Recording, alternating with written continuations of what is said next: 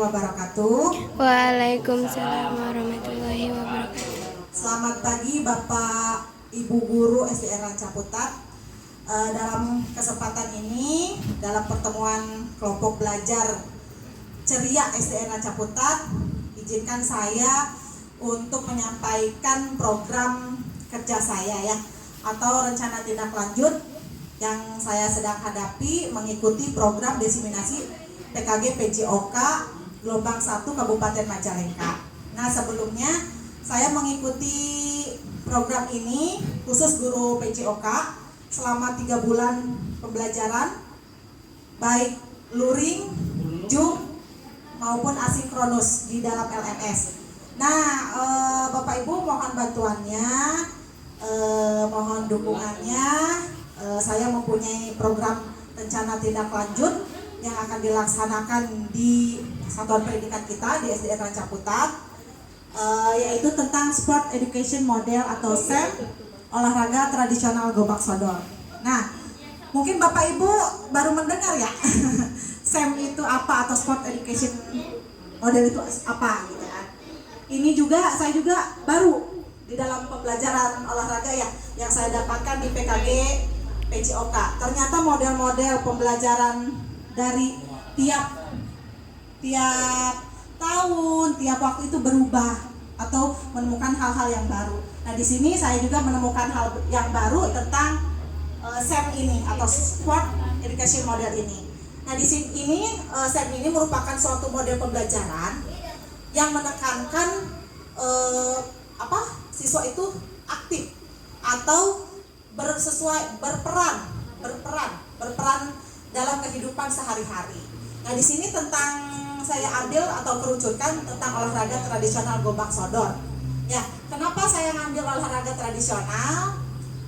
Saya berpikir olahraga tradisional sudah hampir punah atau sudah tidak dimainkan lagi. Kebanyakan anak-anak sekarang main gadget, game seperti itu atau olahraga internasional. Saya di sini akan coba membangkitkan lagi atau menggerakkan lagi tentang olahraga tradisional Gobak Sodor. Nah, di sini juga barangkali masih ingat Bapak Ibu ya olahraga Gobak Sodor itu apa gitu? Atau di sini namanya lain ya? Kalau di Majalengka apa Bu? Dada luar, sodor ya. Kalau di Sumedang pris-prisan, ya sosodoran ya. Ini Gobak Sodor ini sudah dipatenkan, jadi namanya Gobak Sodor. Se-Indonesia namanya udah dipatenkan. Kan berbeda namanya di Aceh, misalkan apa namanya kan sesama kita juga beda ya. Kita ingatkan lagi, coba ada videonya Bapak Ibu sedikit mengingatkan ya. Seperti ini, lapangannya berbentuk persegi panjang, dimainkan oleh 2 tim bergu. Biasanya satu tim itu 5 orang atau sampai 6 orang. Ya, permainannya seperti ini. Ya, di sini dada luar ya Bapak Ibu ya. Ya, seperti ini ya. Sosodoran ya. Iya, sodornya Bu ya. Nah, kemudian di sini juga ada yang melatar belakangi ya. Pertandingan Gobak Sodor rencananya di akhir semester sebuah proyek pembelajaran yang mengintegrasikan konsep-konsep SEM dengan nilai-nilai luhur Pancasila. Kegiatan ini tidak hanya sekedar pertandingan, namun juga menjadi sebuah wahana untuk yang pertama menerapkan prinsip-prinsip SEM. Nah, di sini peserta didik diajak untuk menerapkan prinsip-prinsip SEM seperti pembentukan tim, perencanaan program, kepemimpinan dan evaluasi. Nah, di sini Bu, nanti jadi anaknya atau siswanya yang berperan aktif dalam pertandingan atau suatu acara. Misalkan anak di dalam suatu pertandingan, misalkan anak yang menjadi wasitnya, anak yang menjadi atletnya, anak yang menjadi ketua pelaksanaannya, anak yang menjadi supporter, anak juga. Jadi semuanya berperan aktif. Ada jadi pelatih, misalnya di dalam olahraga ya ada pelatih. Misalkan ada wasit juga ada wasit utama, ada hakim garis, ada pencatat skor. Itu nanti anak yang semua terlibat ya. Jadi guru hanya fasilitator atau memfasilitasi atau mengawasi jalannya suatu acara. Nah, di sini tentunya tidak hanya produk yang dinilai, tetapi proses pembelajarannya seperti apa gitu ya. Kemudian membentuk karakter melalui tema profil Pancasila. Peserta didik dapat menemukan nilai-nilai seperti gotong royong tentunya ya Bu, kerjasama seperti persatuan, keadilan dan kemanusiaan yang adil dan beradab. Di sana menurut saya model pembelajaran SEM ini semua tidak hanya pembelajaran khususnya PJOK, jadi bisa berkaitan dengan pelajaran-pelajaran yang lain, gitu ya Bu, Bapak. Kemudian masih latar belakang yang ketiga meningkatkan kompetensi. Nah, di sini peserta didik dapat mengembangkan berbagai kompetensi seperti keterampilan motoriknya, kreativitasnya, komunikasinya, dan tentunya kerjasama tim. Ya. Yang keempat menghubungkan teori dengan praktek. Nah, di sini jadi kalau di dalam olahraga tidak hanya teori saja, tidak hanya praktek saja, tapi keduanya saling berkaitan erat, ya. Nah, di sini juga kegiatan ini menjadi jembatan antara teori yang dipelajari di kelas dengan praktik nyata dalam mengelola sebuah proyek olahraga. Yang kelima, mengenalkan permainan tradisional.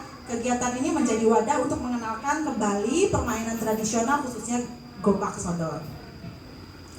Kemudian tujuan ini yang pertama mengembangkan dan meningkatkan keterampilan motorik peserta didik ya tentunya, menumbuhkan semangat sportivitas peserta didik, membentuk karakteristik peserta didik, meningkatkan kreativitas, membangun jiwa kompetitif secara sehat, meningkatkan kerjasama dan solidaritas antar kelas.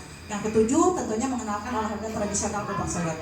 Di sini sungguh komplit sekali ya, semua unsur masuk, tidak hanya aspek afektif aja, kognitif aja, tapi motornya masuk, afektifnya ada, gitu kan, semua aspek masuk gitu ya. Nah, di sini capaian yang ingin diharapkan, yang pertama untuk keterampilan olahraganya meningkatkan kemampuan motorik, kekuatan, kelincahan, daya tahan, menguasai teknik dasar dan teknik dasar, bahkan teknik lanjutan dalam olahraga tradisional gobak sodor. Yang kedua keterampilan sosialnya diasah gitu ya. Nah, capaiannya bekerja sama dalam tim secara efektif, mengkomunikasikan ide dan gagasan dengan jelas, menghargai perbedaan dan keragaman ide. Yang kemudian keterampilan kognitif, menganalisis dan memecahkan masalah. Yang selanjutnya tentang karakter, menumbuhkan rasa percaya diri, keberanian siswa, ya, mengembangkan sikap disiplin juga, tanggung jawab.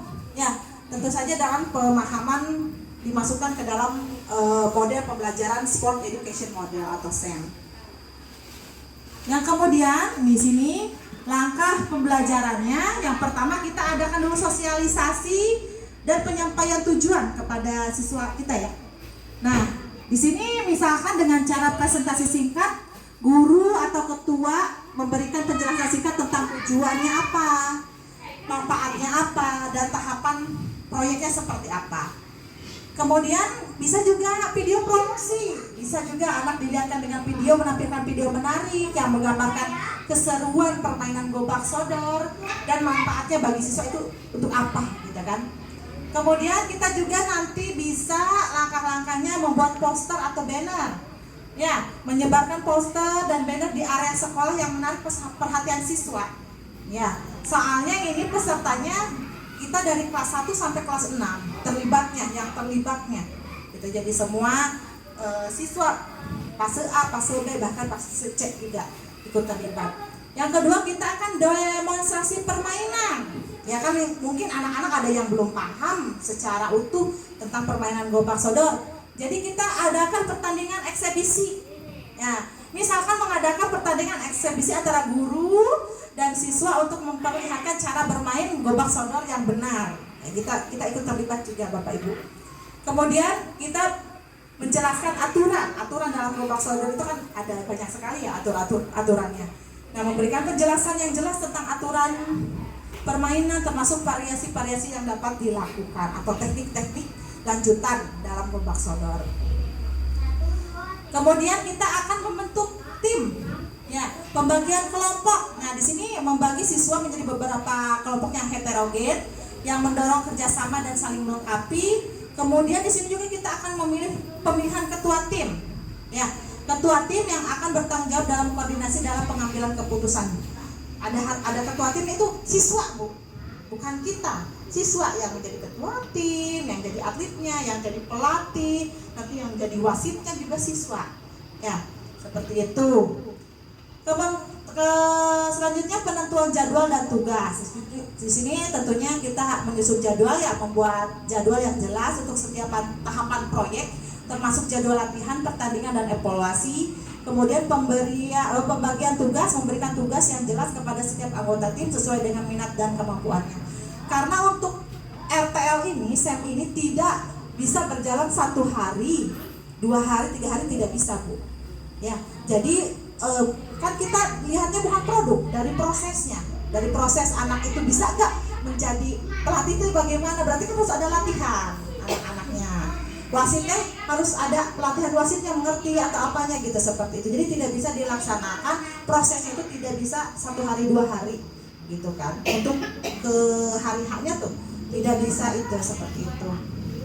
Kemudian kita memberikan motivasi dan antusiasme. Nah, nanti di sana saya meminta bantuan ibu kepala sekolah atau guru memberikan kata sambutan untuk memotivasi siswa dan guru juga, ya. Mohon kerjasamanya karena kegiatan ini tidak bisa berjalan sendiri, tidak bisa berjalan oleh guru PJOK saja, gitu ya. Kemudian adalah kita kasih door prize atau menyediakan door prize untuk menambah semangat peserta didik, ya. Kemudian pemberian sertifikat, mungkin memberikan sertifikat kepada peserta didik yang aktif dan berprestasi, ya. Nah, di sini untuk struktur program dan mitra dalam komunitas belajar, saya memanfaatkan komunitas belajar kita yang sudah berjalan, ya, Bu, memasukkan ke kegiatan olahraganya. Nah, di sini pembagian peran untuk fase A, yaitu kelas 1 dan kelas 2. Nah, di sini perannya sebagai supporter dalam pelaksanaan SEM. Ya, jadi kelas 1, kelas 2 menjadi supporter. Ya, supporter tidak hanya lala ye saja, misalkan bisa membuat poster, ya, membuat gambar-gambar tentang semangat gitu, atau tentang kata-kata bijak dalam olahraga, bisa seperti itu. Ya, jadi tidak hanya tepuk tangan, duduk manis seperti itu.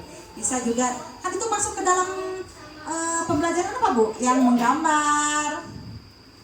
Seni kan masuk kan, ya, tuh bisa berkolaborasi antara PJOK dan mata pelajaran yang lainnya. Nah, untuk fase B kelas 3 dan kelas 4 sebagai pengisi acara pembukaan dan penutup. Nah, nanti di sana kelas 3 dan kelas 4 belajar seperti pembawa acara atau ya pelaksanaan seperti di TV-TV itu, Bu. Ada pembukaannya, ada memandu untuk yel-yel, ada ya seperti kejuaraan besar gitu, Bu, kita ciptakan event-event yang nyata seperti itu. Itu biarkan anak-anak yang ini, nanti kita tugas siapa yang jadi pembawa acaranya, siapa yang jadi nanti petugas keamanan misalkan, ya, tukang ngabariskeun dan sebagainya gitu. Pokoknya semua anak ikut terlibat, tidak ada anak yang tidak mendapatkan peran. Soalnya ini sangat kompleks sekali, gitu kan. Kemudian di sini fase C kelas 5 dan kelas 4. Nah, di sini kelas 5 sebagai pemain dalam olahraga tradisional Gobak Sodor, sedangkan kelas 6 sebagai penyelenggara pertandingan olahraga tradisional Gobak Sodor. Jadi yang main itu kelas 5. Nah, kelas 5 kita bagi beberapa kelompok atau tim. Ya, penyelenggara keseluruhannya berarti kelas 6. Di sini kenapa kelas 6? Saya mau lihat kepemimpinannya, cara pengorganisasiannya. Misalkan ada jadi ketua pelaksana, ada menjadi apa ya? Banyak sekali, ya, pembawa acara seperti itu. Nah, waktu kegiatan dilaksanakan di akhir semester 1, misalkan ya, Bu, ya, tanggal 9 atau 14 Desember. Nah, di sini penanggung jawab adalah kepala sekolah, KBS yang menjadi fasilitator guru PJOK, mitra dengan wali kelas sebagai koordinator dengan masing-masing kelas kepanitiaan, peserta didik dan pihak lainnya yang terlibat yang berasal dari murid. Nah, gitu, ya. Seperti itu. Kemudian ada pernyataan tentang kapasitas yang dimiliki sekolah. Tentunya saya dalam pembelajaran luring baik Zoom ada materi tentang kita harus EDS atau evaluasi sekolah gitu ya. Pasti setiap sekolah itu mempunyai kekuatan dan bahkan juga punya kelemahan. Kita tonjolkan saja kekuatan Bu, kekuatan kita gitu ya, untuk kita bermaju ke depan. Jangan kita mada teu aya misalkan bonita ya, teu aya pemukul kasti, moal pelajaran kasti ge. Kan mundur itu tuh, Bu. Pemikiran yang mundur. Nah, di sini di dalam diseminasi PJOK kita dituntut tidak untuk mengeluh. Jadi kita harus, terutama saya ya dalam pelajaran olahraga harus banyak memodifikasi. Bagaimana caranya? Jangan mengeluh teu aya pemukul kasti tos mau main kasti. Nah, kita punya inisiatif atau modifikasi seperti apa? Ya, karena di SD tidak harus menggunakan olahraga atau lapangan yang sebenarnya bisa kita modifikasi. Jadi kita harus fokus ke kekuatan. Nah, di sini misal ada aset manusia, kekuatan itu ada 7. Yang pertama, kekuatan aset manusia. Di sini tentunya di SD Rancaputat alhamdulillah memiliki kepala sekolah, memiliki guru-guru dan tenaga kependidikan lainnya. Ya, itu juga merupakan aset manusia. Alhamdulillah ya kita lengkap. Kemudian aset finansial. Nah, di sini anggaran sekolah untuk menunjang kegiatan. Nanti bekerja sama dengan Ibu Bendahara ya. Kemudian adalah aset lingkungan. Di sini halaman sekolah yang luas dan sudah terdapat lapangan godak sodor di depan ini ya, di depan kelas 2. Itu kita akan melaksanakan di sana. Yang kelima, aset fisik adanya lapangan gobak sodor yang sengaja dibuat di sekolah. Sudah ada ya, kita mah bahkan tidak tanah udah di plur gitu ya, alhamdulillah. Masih banyak Bu sekolah lain yang belum seperti itu. Alhamdulillah SD Rancaputat mah atas di plur. Kemudian aset politik. Nah, di sini ada aset politik, kebijakan kepala sekolah yang memberikan izin untuk diadakannya kegiatan SEM Ultra tersebut ya. Diizinan pangitannya Bu Kepala. Diizinin hatur nuhun. Yang ketujuh ada aset sosial kolaborasi antara anggota Kombel teman sejawat. Salah satunya saya memanfaatkan Kombel kita ya Bu ya, di SDN Rancaputat sudah berjalan. Nah, di sini juga setelah melaksanakan kegiatan perlu kita mengadakan evaluasi ya. Di sini dalam tahapan implementasi pembelajaran SEM, masing-masing tahapan harus dievaluasi. Jangan hanya proses pas pelaksanaan saja. Ya. Nah, di sini yang pertama, evaluasi dan refleksi penerapan SEM dalam PJOK yang harus dievaluasi. Yang pertama, tujuan pembelajaran dengan meninjau ketercapaian tujuan pembelajaran dengan SEM. Kan tadi kita sudah memiliki tujuan. Apakah setelah dilaksanakan apakah tujuan itu tercapai 100% atau berapa, atau masih ada kekurangan atau seperti apa? Yang kedua, mengadakan umpan balik dari murid ya dengan mengumpulkan pendapat peserta didik dan hasil refleksi. Yang ketiga, refleksi guru terhadap perencanaan dari mulai perencanaan, pelaksanaan kegiatan dan pengelolaan SEM. Yang keempat, evaluasi kinerja tim kita ya dalam pelaksanaan kolaborasi dalam pembelajaran SEM. Evaluasi manajemen kelas mengenai keaktifan peserta didik dalam pelajaran SEM. Kita nanti bersama-sama mengevaluasi dari seluruh rangkaian, mulai dari perencanaan, kemudian pelaksanaan, dan terakhir kita mengevaluasi. Kemudian di sini juga saya sudah bukan meramal ya, sudah meraba-raba kemungkinan tantangan yang kita akan hadapi dan solusinya. Saya ini baru ya, pasti masih meraba-raba, masih taga-togo, masih tidak berjalan dengan mulus, pastinya ada tantangan. Di sini pengelolaan waktu yang tepat. Mungkin karena ini tidak bisa diselesaikan dengan 1 hari 2 hari gitu kan, memerlukan beberapa waktu atau proses pembelajarannya. Kemudian faktor alam atau cuaca, misalkan ya sekarang misal musim hujan atau seperti apa, itu kan juga menjadi tantangan ya.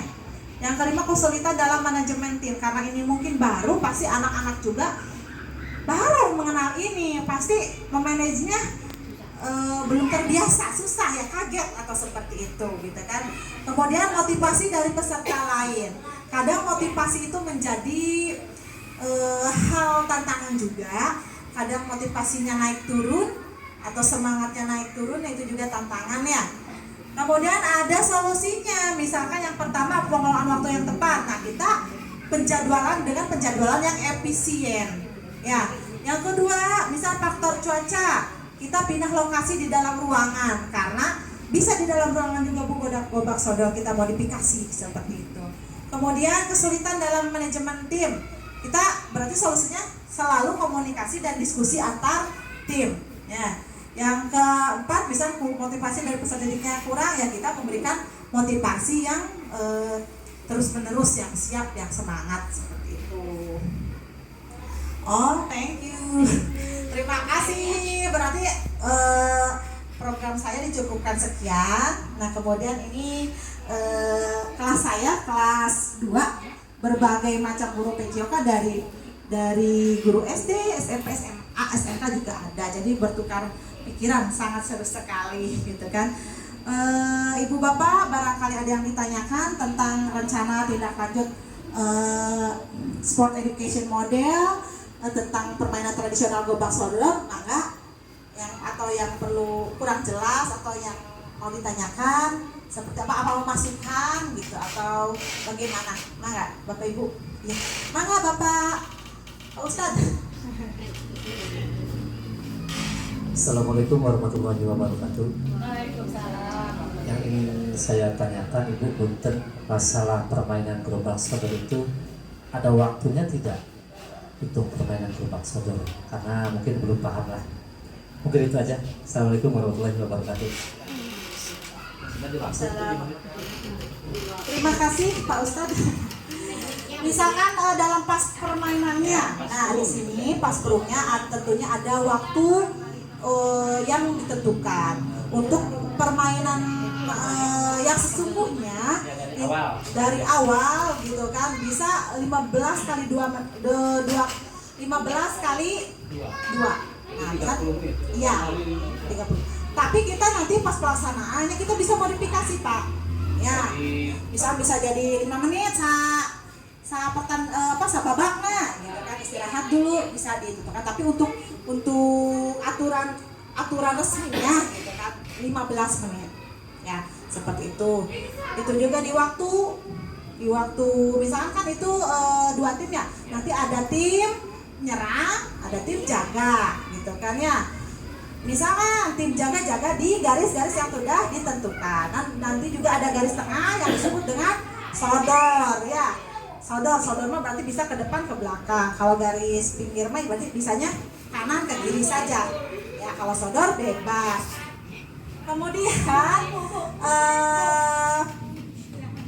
Kemudian nanti ketika main, jadi si penyerang harus menembus garis-garis dijaga itu ke belakang, kemudian balik lagi.